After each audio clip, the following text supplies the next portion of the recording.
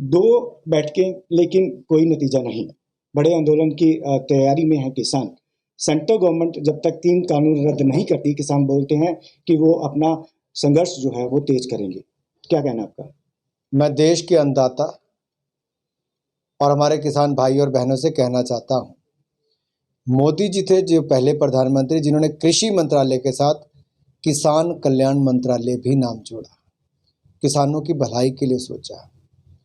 किसानों के लिए जो स्वामीनाथन कमेटी रिपोर्ट ने कहा था कि लागत प्लस 50% मुनाफा, ये मोदी सरकार ने लागू किया।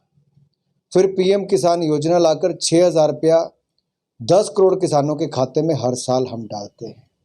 आपदा के समय भी 2 किश्तें 2-2 हज़ार की लगभग 38,000 करोड़ रुपया किसानों के खाते में मोदी सरकार ने डाला। एमएसपी खरीद के लिए 75,000 करोड़ रुपया आपदा के समय भी हमने किसानों की अनाज खरीदने के लिए दिए।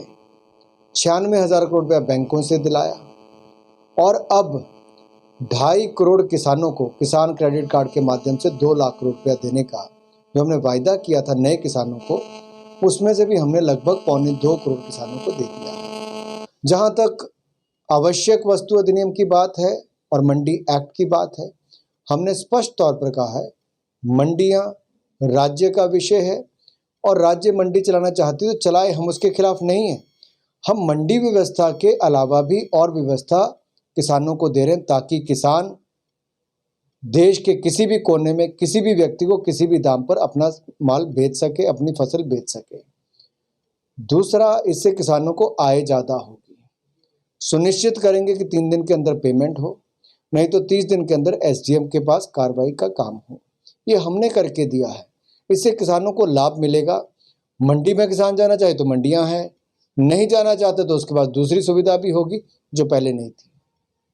अभी ये कह रहे हैं कि जीएस जैसे एमएसपी है वो एक तरह से खत्म हो जाएगी, एफसीआई जो है वो खत्म। विरोधी दल ऐसी बातें करते हैं।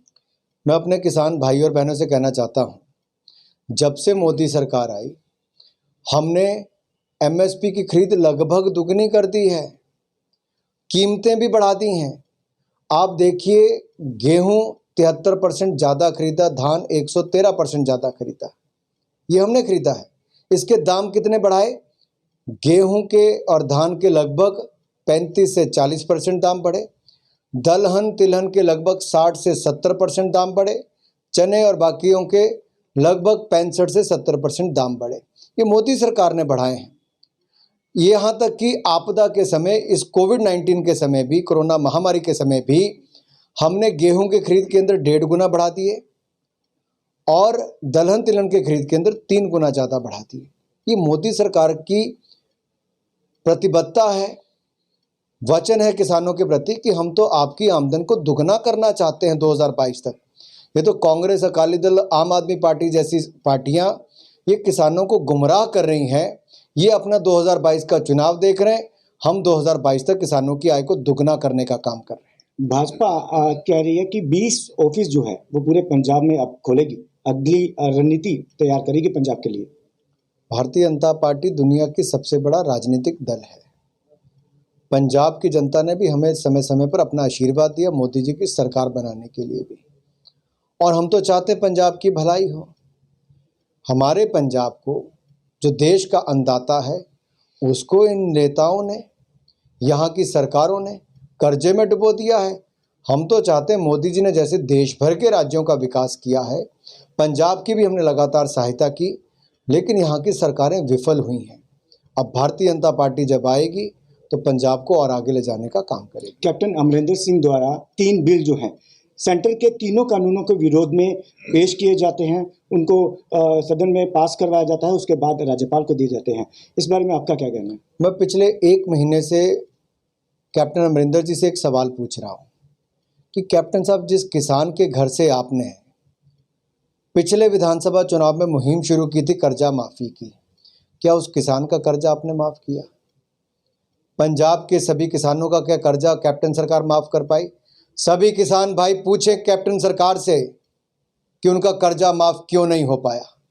जो वायदा कांग्रेस ने किया था क्यों नहीं किया पूरा? कांग्रेस केवल मंडियों से कमाई करने की बात करती है, अपनी राजनीति करने की बात करती है, अपने नेताओं को पद देने की बात करती है। वो कहती है कि हमारी सड़कें बंद होंगी। क्या बाकी राज्यों में सड़कें नहीं बनती?